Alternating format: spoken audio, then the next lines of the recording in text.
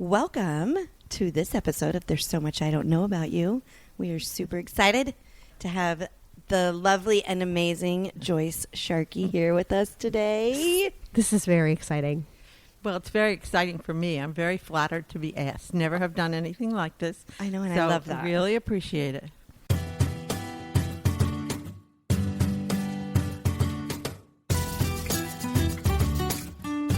Let's just start with your story of coming here, because you've been here for 30? So almost 35 years. In Bye. 1989. Holy moly. I know. It's true. We've seen it all. The good, the bad, and the ugly.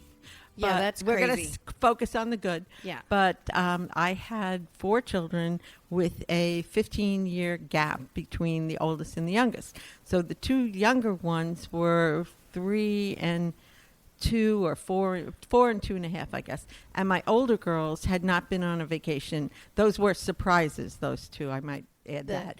This is a great story. Yeah, We need I'll to come back to it. that one. Yeah. But anyway, the older girls had not been on a vacation or any place, so I had confidence in the babysitter I had to be able to leave the 2 little ones, and we were scheduled to go to the Dominican Republic to a all-inclusive place where they were going to have swimming and boats and the whole 9 yards. And we wanted to upgrade. We were working through a travel agent. We wanted to upgrade the room. And so I got in touch with him, and for 3 days, he could not get in touch with that resort by fax or phone. So he wasn't. Wait, what year was this? This was 1989. 89. Yeah. Okay. So he wasn't happy with me because we were supposed to leave, in about 2 days. And I said, well, I'm sorry, I can't go. I can't leave 2 little children here that when somebody can't get in touch with me. So he sarcastically said to me, well, why don't you go to Puerto Rico? There's 8 flights a day. You'll be able to get home if you need to. And I said, okay. Got to go someplace. Right. So Puerto Rico sounds good. So then we had no idea where to go in Puerto Rico. And he said, well, there's this Palmas del Mar. Some people like it, some people don't, and gave us, I guess, some information. But this was the second to last week in August. So when I tell you there was nothing going on, there wasn't much going on to begin with in 1989, but there was literally nothing going on that week. None of these great adventures I had promised my girls, and they'd run off to this resort. So we were in Beach Village, and we had nothing to do, and decided to take the real estate tour. I thought we were taking the tour just to, kill some time, see what was around.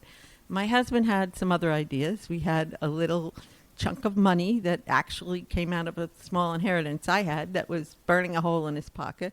So literally. So after the tour, we went back to her office, and he peppered her with questions the whole time. And when we went back out to swim in the ocean, which was very mild in those days, my older daughter said, Dad, why did you waste that lady's time like that? I thought we were just going to ride around and see some places. And he said, well, I'm kind of thinking this might be a great investment. So so then we looked at a few places, and we had it was the End Villa in 228 in Beach Village. So it was a great location right on the golf course and on the End. And I made the mistake of saying, well, if you're going to buy anything, this would be the one to buy. There really was, Crescent Cove was just built. I mean, Crescent Beach didn't exist. The Fairway Courts didn't exist. Fairway Lakes didn't exist. I know. Isn't that crazy? None of that, let alone everything else that was new. There were maybe 5 houses. There were some houses up here, but not much. So he worked out on a yellow pad the whole plane ride home, and we bought Beach Village. So that's how we got here, on a whim. Not much thought. Right. No thought at all. Right. I mean, literally no thought at all. And what the girls think? Were they excited? Or? They were excited. They were. Yeah, they were excited. They were a little shell-shocked. So you then moved? No, we just used it for vacations. Just for vacations? Yeah. Okay. Yeah. Snowbirds. Well, we weren't even snowbirds because we Back were both then. working, Yeah. and the kids were young. So we came for vacations when school was out, and I used to come for almost a month on and off. In August, we'd take turns because we were both working with the little guys, and so they grew up more in Palmas. What was Palmas like back then? I don't want to say dead as a doornail, but Well, that's it okay. really was. I Yeah. mean, it really was. It was beautiful. I mean, there was a wildness to it that was really lovely. And the old Palmas Inn, which you might have heard people talk about, was very, very charming. That was at the end, sort of where Palma Nova is now, Okay. behind. Yeah, I've heard about it, Nova. but- And it really was a beautiful, charming European style hotel that then went down into the older villas down, that are down there where cafe. Oh, yeah. Down in that area. And there was a casino there, a lovely casino and a nice restaurant. And Chez Daniel was out in his old location out next to Chincho's. Yeah. Oh, really? I didn't know that's where yeah. that. Oh. Yeah. Yeah, on the end, right? Right, Yeah. on the end. It was Got destroyed it. in Maria. Wow. Yeah. It was destroyed. It was a charming. You don't think about, I mean, we've heard some stories about how Palmas was back in the day, but not as far back as 89. Yeah. Yeah. And the hotel was small. It was all outdoor. The lobby area was all outdoor, so it had a more Caribbean Yeah. feel. And we didn't know many people because we were popping in and out. Nothing like today. But we got to know some people, and everybody was very friendly. It was a nice vacation spot. Was that, what was it, what's that called? The thing that everybody always talked about, that beach? The Beach Bohea. Yeah, was that there then? Yeah. That was yeah, there? Yeah. Oh yeah, that was there from the beginning. And the Point, I mean, if I showed you pictures of what the Point looked like, you'd really be sick for ecology and conservation because it was Wow. absolutely beautiful. Oh. Probably, I'd say maybe my sense of distance isn't great, but at least a quarter of a mile further out than it is now, Wow. with 3 or 4 layers of palm trees. I mean, it was just, that's why it's called Palmas del Mar. That was the palm tree area. So watching that erode has been sad. But Yeah. it was a small golf course, 18 holes, and pretty much not a little different from the present Palm, but a lot of the holes are the same. So it was Palm was there, Flamboyant was not? No, Flamboyant was not, and the clubhouse wasn't. It was a very small, little rustic clubhouse. So I don't even think it served. I'm 99% sure there was Were you no golfing back then? Pardon me? Were you golfing back then? I was actually better than I am now. I was younger, stronger, and better. But you have a beautiful golf swing. Like I don't know. It just looks so just easy for you. I Oh. don't know. It's very interesting. You're very sweet. There's just not enough muscle behind it, but Whatever. It's You fine. do great. oh, thank you. But you're kind. I'm so intrigued here. Like, this is awesome. I'm so happy you're here, Joyce. Well, I'm happy to be here. I I mean, f- a lot of things, people talk about the reef today. Is it ever going to happen? We felt the same way about the beach club. The beach club must have been talked about for years. There's And gonna eventually be a it beach club. There's happened. going to be a beach club. When's the beach club? And Yeah. eventually it happened, Yeah. as did the new golf course and the clubhouse. Yeah. Tennis was pretty much as it is now. So from back then to now, what do you love about Palmas now? Oh, now I really, well, first of all, I love Palmas. I mean, I love the cultural aspects of being here and everything else. But I think it's wonderful that it's become such a community. There was a real push and pull in the beginning as to whether it was a resort or a community. Oh, sure. And the community part was sort of fighting the resort part, and then they were going to build another hotel and build it up as a resort. And then as so many people moved in and made it their permanent or almost permanent home, that resort part of it became secondary. But I just love the fact that all you young people, even though you don't think you're young, you are young, believe me, and families are here. So, you're not in a 55 and over place. You're in a real community. Yeah. So. That is one of the things I love about Palmas too, is that you are friends with a wide variety of ages. And it You doesn't know, matter. Yeah. It's it not really even a doesn't. thing. Yeah. Yeah. Well, I mean, you've already kind of touched on it, but like, what has changed the most in Palmas besides like the growth, obviously?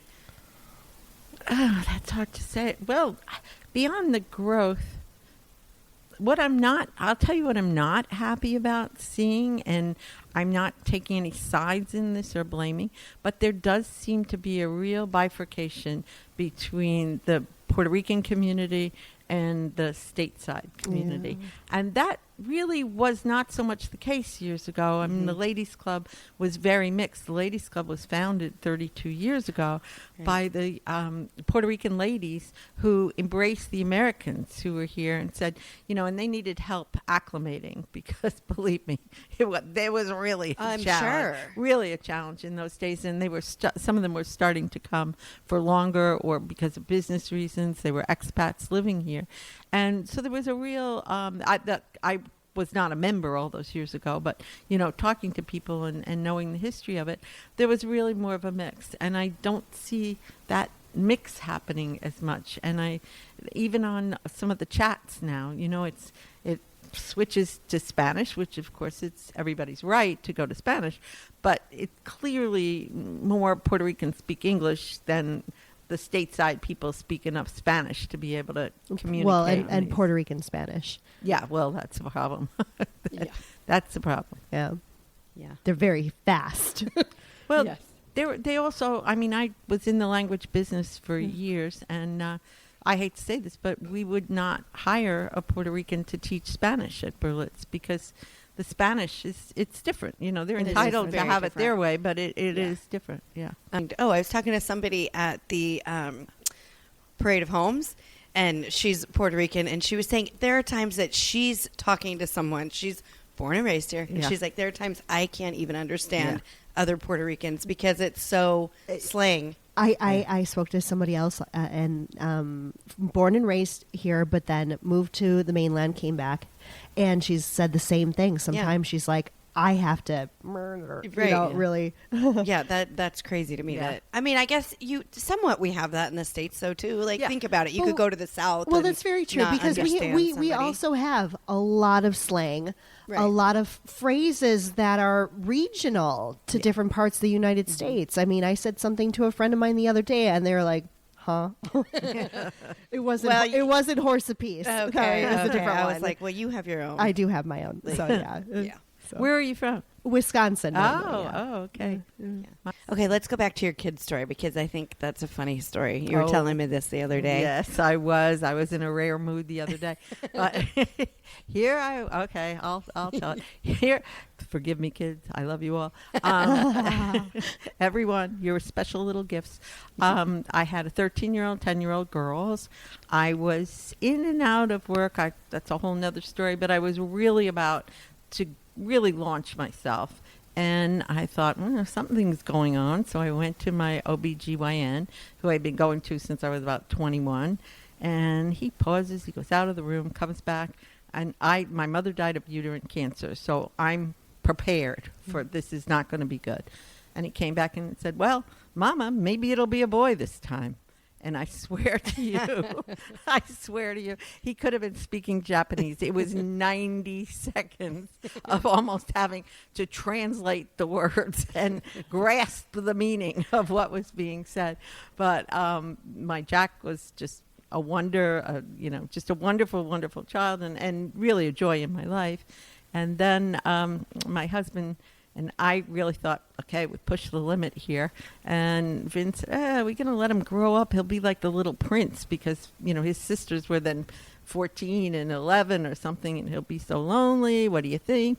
I said, I don't know. And then there was a night, I won't go into the details there, where I kind of, lost myself a bit. And along comes Julia, who 17 months later. So now I had, at that point I had 15, 12, 18 months and an infant. And you had teenagers and then back to square one. teen, Yeah. preteen, Oy. teen, preteen, toddler, and infant. I know. Everybody laughed. My friends laughed. And Vin said to me, they're all jealous. I said, are you crazy? They can't imagine being in this situation. But a lot of them went out and got dogs after I had the babies, truthfully. Funny. But it worked out beautifully. I mean, the girls were very receptive. I think I can tell this story. Christina, forgive me if you hear this, but when they were very excited with Jack, and all their friends were too. Oh, baby Jack, this is so great. And then when we told them about Julia, it wasn't quite the same reaction. And Vin said, well, don't you think it'll be fun?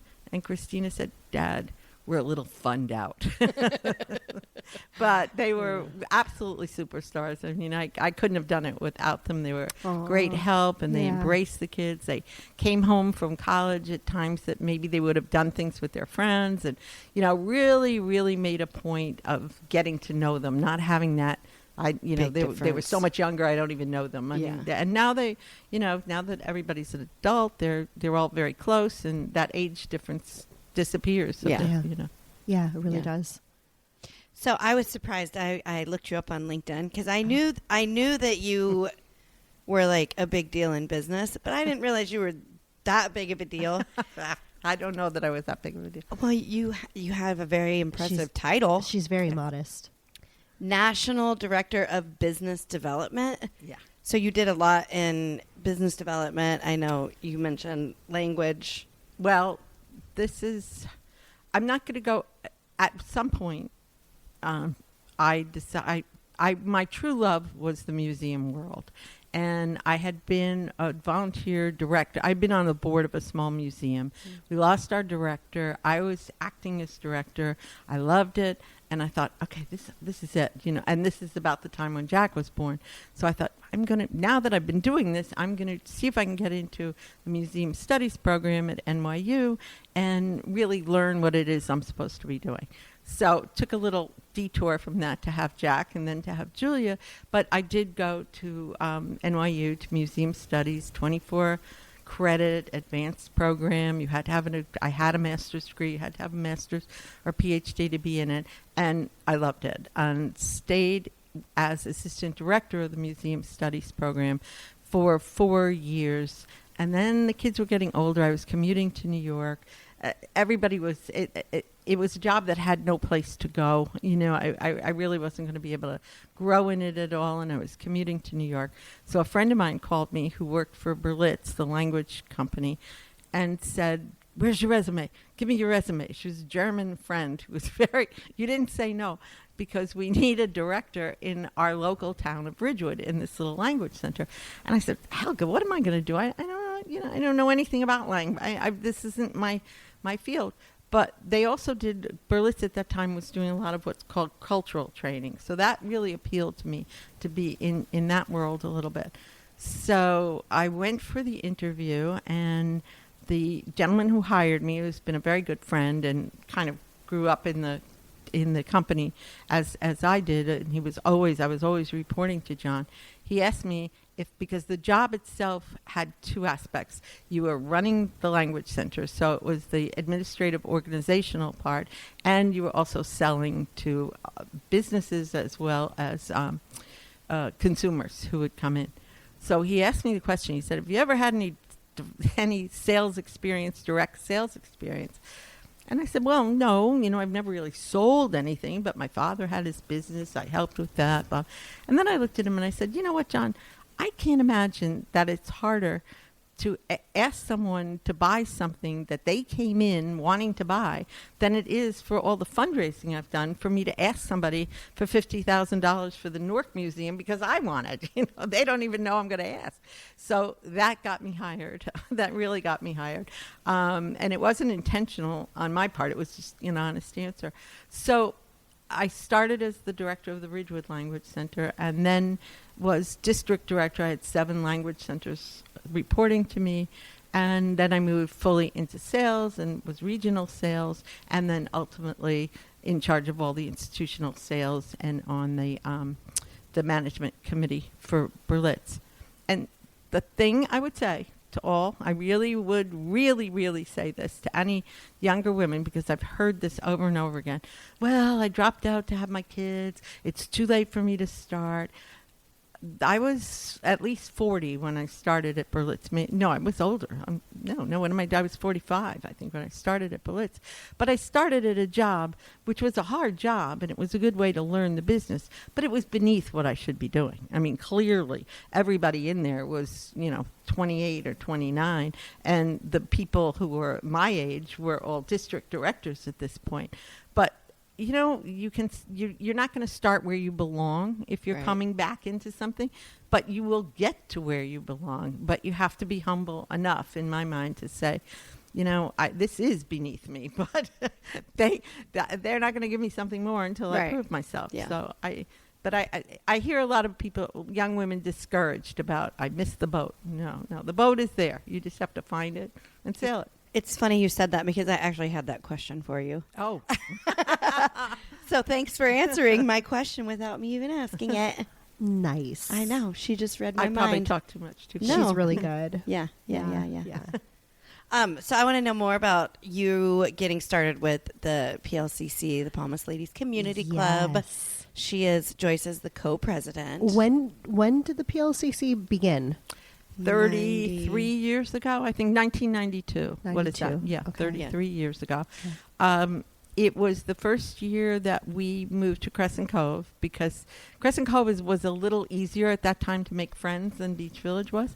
And I met Michelle Wyden, who is a member, and she asked me if I'd like to go to a coffee for the ladies club, and I was fantastic. I was still working because after Berlitz I went on to another situation, which was really great. So I was still working about 25 hours a week virtually down here, and I said, oh, that'd be wonderful.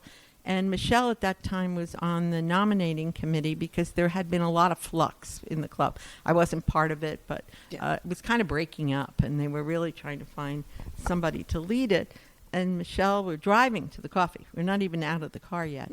And Michelle says, well, you're good with computers, right? I said, I'm okay. She said, well, you could do the newsletter and be corresponding secretary.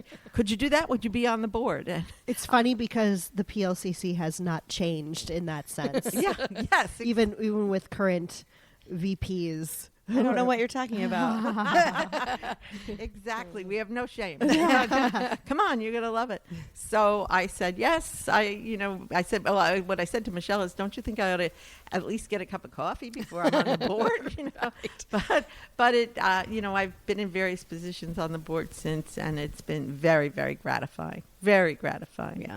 It's made a whole difference, not only in my life, but certainly in my life in Palmas. So what year was that? How long ago? That was 8 years ago. Okay. What would you say is the most memorable event or initiative that the Ladies Club has done to bring the community together? Boy, that's hard. There's so many. So I'll say the Parade of Homes, which was last week, because we just because had it it. was a great success. It really was. It truly was. Let's talk about that. What? So tell me, I wasn't here for it. So we had 12 or 13 12. houses, and you just went around to each house. You could pick what you wanted to see, and So just people open up their homes to kind of show them off. well, most of the homes were for sale. Okay. 2 of the homes were private residences Okay. that they opened. But you just walk through and get inspiration, get to see, some houses that are, I would say, iconic. Like everybody knows the pink house. If you talk about the pink house, if you've been Yes. here for any time, any amount of time, Yes. oh, it's the big pink house on, what is that? Shell. Surfside. Surfside. Yeah. I always.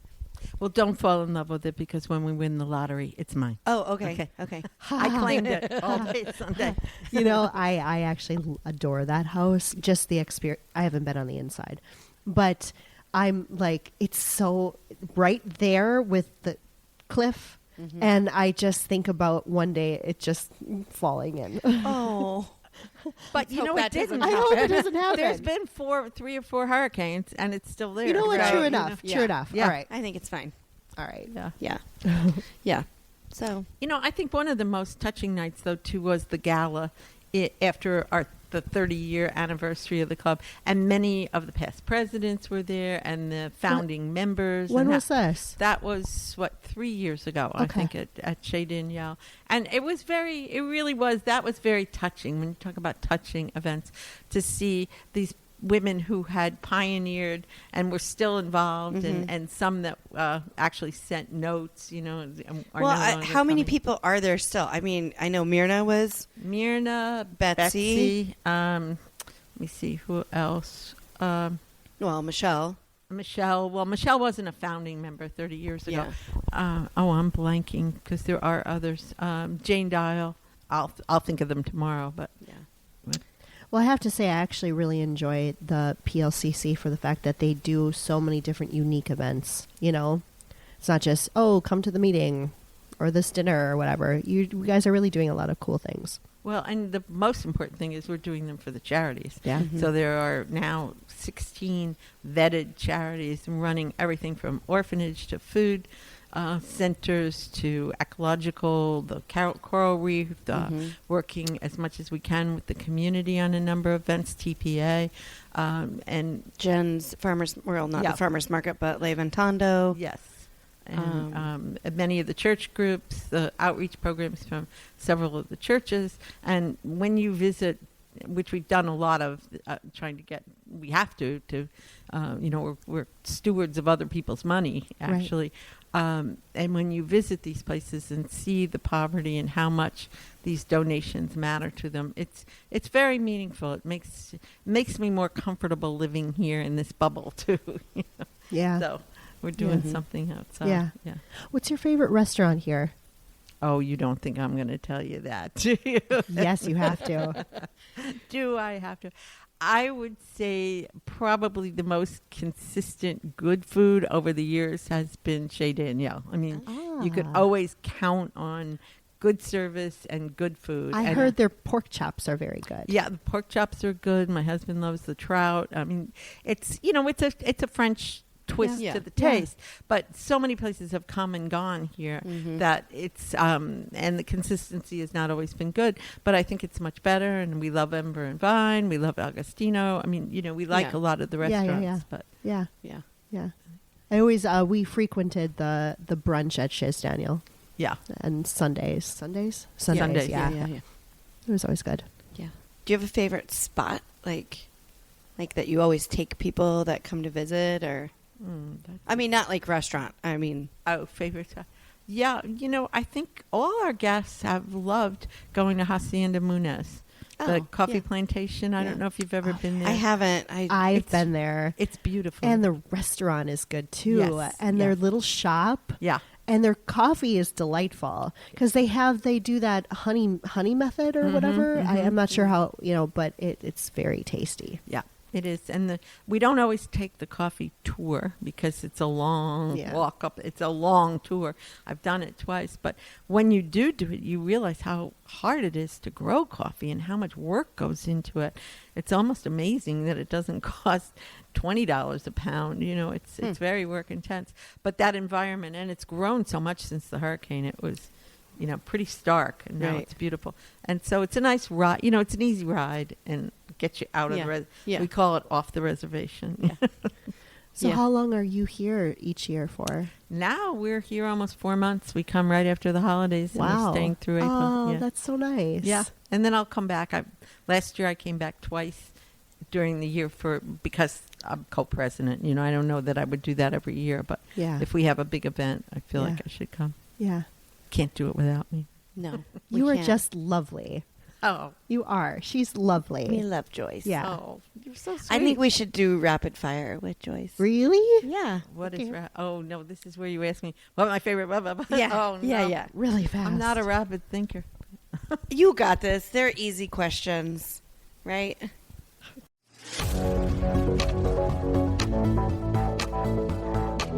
All right, here we go. Favorite animal? Dogs. Favorite movie?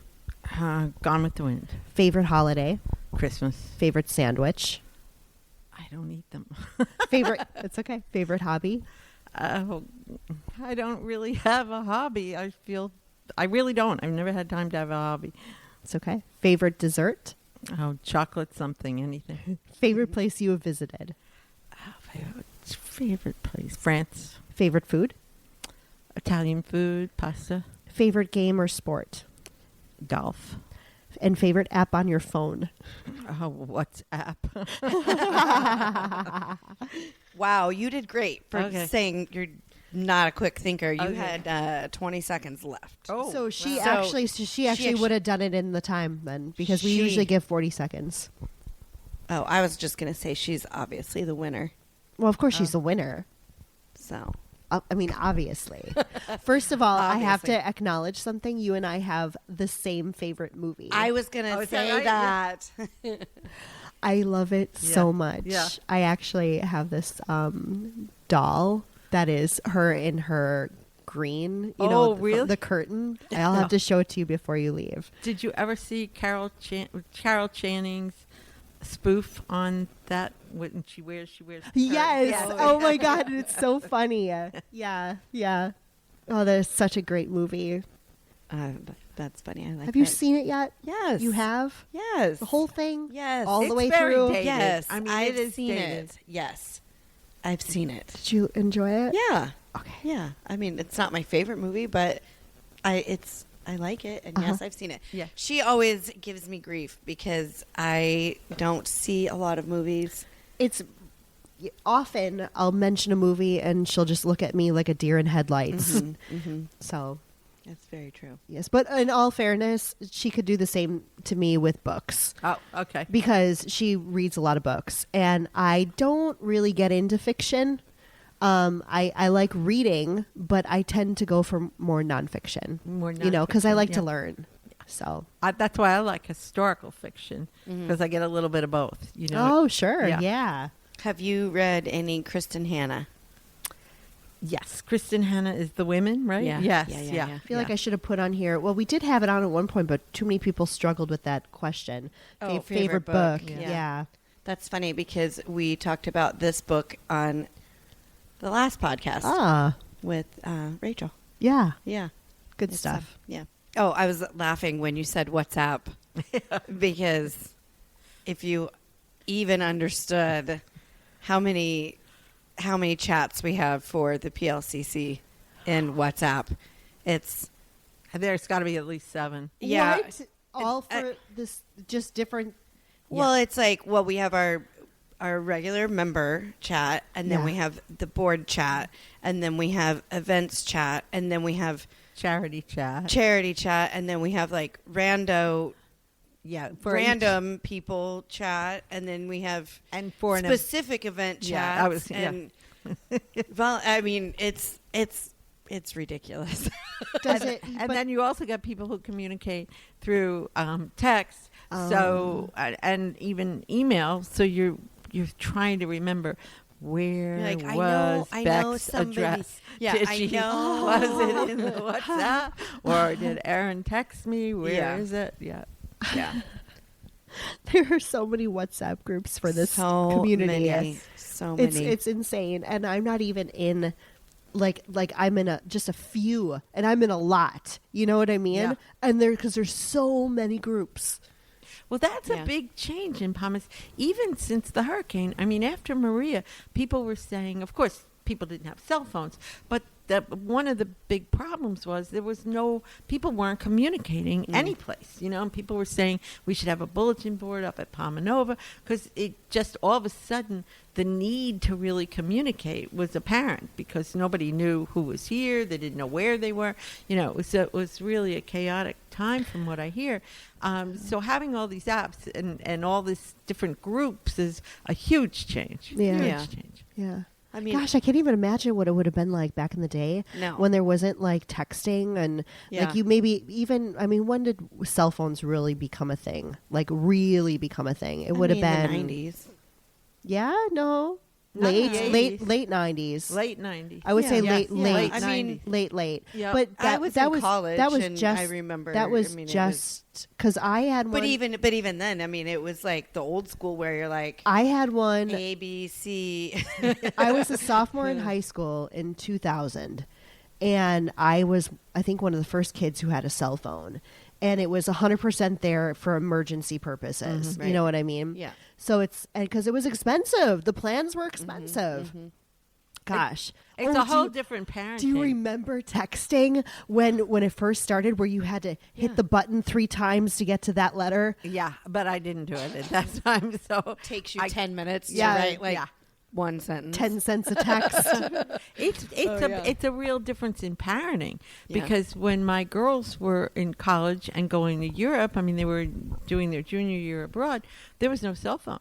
So I would find out that somebody was in Greece for the weekend after that, when they would call me to say. Yeah. And so I think back and say, I was really very trusting. I mean, I hope wherever they were living, which I think they had to sign out or do something wherever they were. But the concept now that your child would be in Europe and you would, speak to them every other week when they could get to a Right. phone and call you. Yeah. And in between you get a letter, but otherwise you didn't know where they were. And But this is- now you turn on location services and you know exactly where they I are. mean, this is It's a like whole- with it's the- this very is this is different. how this community gets to really become a community, because we have the advancements in technology. Yeah. Because back in the day, if you're you have to hope that maybe somebody's thinking the same thing as you, and they put it on a bulletin board at the plaza, Yeah. and you happen to see it, and there's a phone number, and then you call, and maybe somebody, it's like That's what it was like. it's slow, Yeah.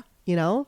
That's crazy. Yeah, I can't imagine being Yeah. here during that time. No, and it was pre-email. Oh too. yeah, and then also on top of it, how was like the electricity and everything? How was the power Yeah. here then? I think the power is almost worse because there's such an overload and the grid is Sure. that much older. Sure. I mean, we would have some blackouts, but not as too much. often. Not as much as not as big a problem. Yeah. And of course, everything was battered terribly by the hurricane too. Right. Yeah. So, yeah. You weren't here. No. You were at home. No, we were home. Yeah. Yeah. What about, I'm just curious, getting here, how did you get from airport to Palmas back then? There was what were the roads and taxis or? The 53 was not in, so you came up that back The road. windy road? Yeah, the windy Yeah. road. It So had you're me going do to- that the other day. I was like, why? That's how we got here the first time. Me too. But it was our mistake, and so we didn't realize, because we do a lot of road trips, and so we'll a lot of times, because we want to see things Yeah. more. So a lot of times we'll turn off highways, turn off tollways, so we can take back roads and see more of the country, right? And so we forgot that we had that off. And so we were on all these back roads. It took windy, narrow roads. I closed my eyes at some Yeah. point. And I'm like, this is how it's going to be? This is how we get to Palmas every time? And then we're And you're like, oh, God. oh, there's a highway. we missed the highway. I don't know why that happened to us too. When we first came, I guess it must have been when we moved here, because we came to visit, but we went to Fajardo and then came down. Okay. And so we would have gone a different way Yeah. to do that. And then when we moved, I don't know if something was wrong on the highway, and so It Google sent you up to Maps 189. sent Yeah. us that way, and we were both like, "Oh my God!" The same thing. It was like, "This is what we have to do to get to Palmas every time." And now we're here. And what are we going to do? And then I think we talked to Davin, and Davin was like, "Oh no, there's a highway." And we're like, "Okay, thank God." Well, we watched that highway being built, and it took years, and we used to call it, what did my husband think? Profundo, extrema profundo or something, so, and it took years, and you just watch and say, this is never going to happen, but it did get built. But one thing that somebody said to me once years ago is be careful in Puerto Rico. Don't go on any road that has 3 numbers. Stick to roads that have 2 numbers, because it's all the rural roads that are 189. Right. And forget if it has 4 numbers. Don't even go near it if it has 4 I was on a numbers. 4-digit one the other day. Numbers, the more narrow the road. Yes, yes. That happened one time Yes. to us. This is what's so funny. I think we were coming back from Fajardo. It's our first time. I think we may have taken the ferry out to Vieques. Yeah. And we got back, and it was evening. We got the last ferry.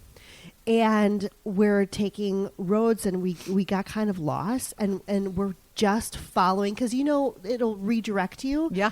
And so, but it redirects based on the roads that it knows. And so it has us turn down this very narrow, I want to call it a road, but it looks more like a path, like a hiking trail. And so we start driving down, and we're in this big SUV.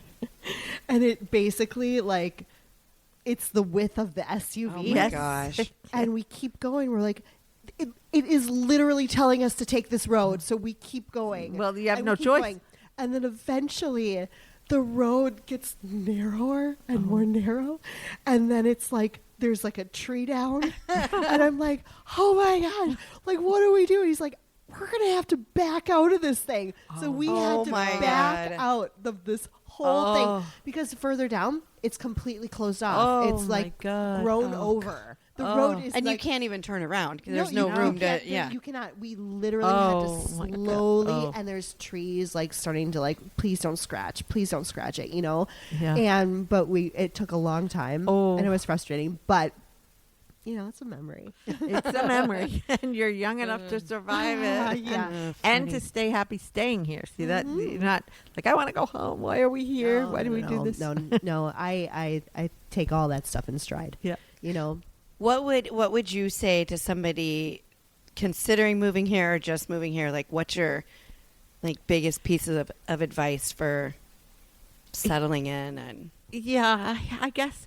Well, first of all, I'd say really give it a chance. I mean, give it a chance and be patient. Understand that mañana does not mean tomorrow. It means sometime in the future. Yeah.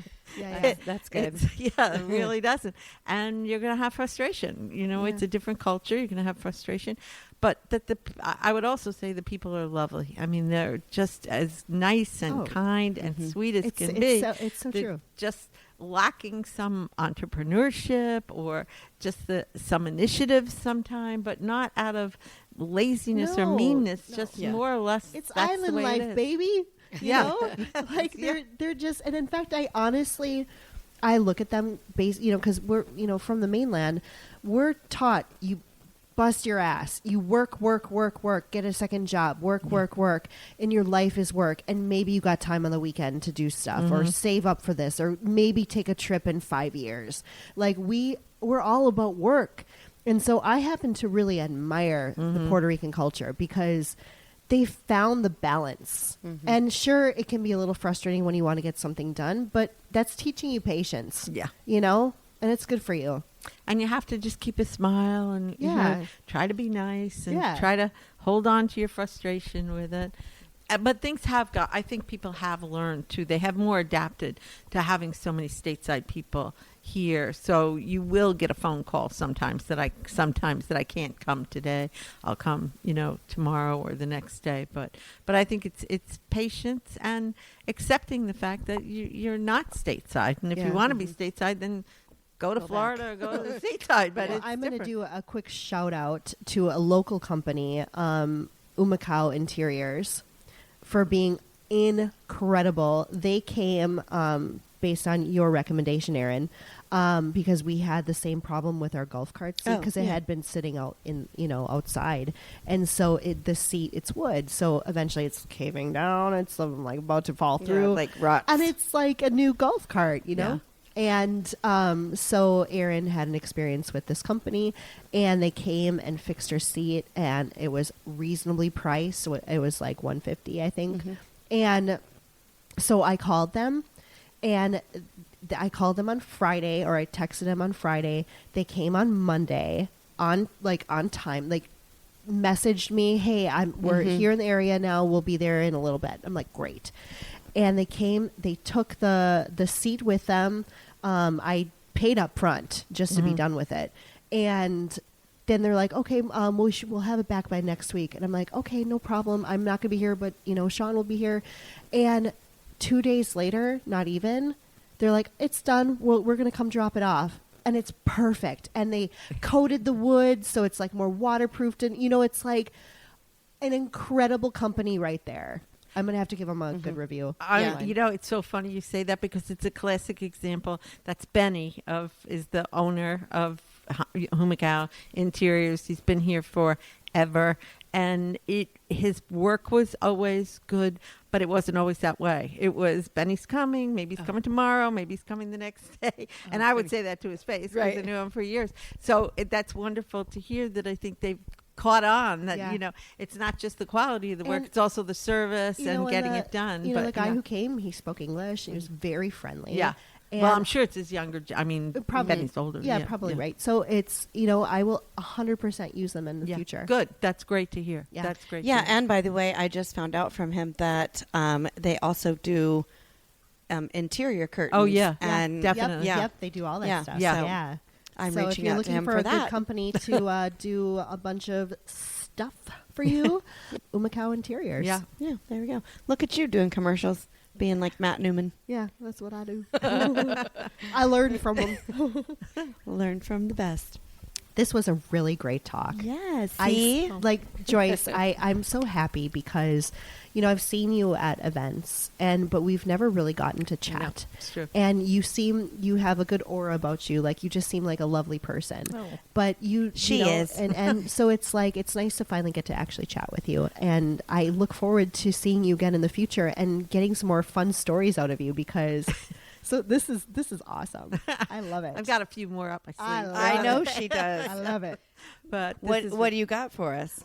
No, I'll wait. I want a return engagement. This is fun. I had fun too. Yay. And thank you, Becky. And truthfully, it's just been a wonderful experience for me to get to know so many young people. I don't want to be someplace where everybody's like me, and it's not a real environment. So it's been wonderful. I'm feeling. Yeah. And this is great what you're doing too. And Thank you. I'm so pleased. I was very flattered.